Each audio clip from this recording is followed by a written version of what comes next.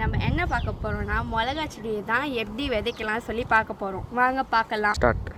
இதுக்கு நமக்கு தேவை ஒரே ஒரு காஞ்ச மிளகா. இந்த காஞ்ச மிளகாக்குள்ளே இருக்க விதையை எடுத்து நம்ம இதுக்குள்ளே நட்ட போகிறோம். வாங்க எப்படி நட்டலாம் சொல்லி பார்க்கலாம்.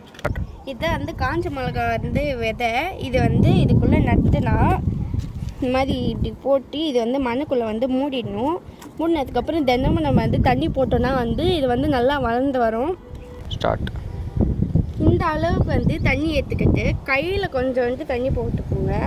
அதுக்கப்புறம் இதில் வந்து கொஞ்சம் கொஞ்சமாக தண்ணி தினமும் இத்தனோண்டு போட்டால் போதும். அது வளர்ந்ததுக்கப்புறம் வந்து நம்ம நிறைய தண்ணி கூட போட்டுக்கலாம். அவ்வளோதான் ஃப்ரெண்ட்ஸ், வந்ததுக்கப்புறம் காட்டுறேன். பாருங்கள் ஃப்ரெண்ட்ஸ், அன்றைக்கி விதைச்ச மிளகா செடி வந்து இப்போ வந்து இவ்வளோ பெருசாக வந்துடுச்சு. இது வளர்ந்ததுக்கப்புறம் வந்து இன்னொன்று வந்து ஒரு பெரிய இந்த மாதிரி டப்பாவில் வந்து போட்டுடணும்.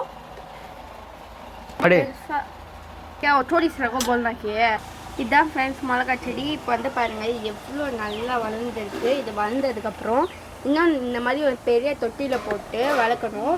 அதுக்கு இதுதான் ஃப்ரெண்ட்ஸ் மிளகா செடி. ஃபைனலாக வந்து இப்போ நம்மக்கிட்ட வந்து இவ்வளோ தூரம் தான் வளர்ந்துருக்கு. இன்னும் நிறைய வளர்ந்ததுக்கப்புறம் நான் வந்து காட்டுறேன் நெக்ஸ்ட் வீடியோவில். Bye friends.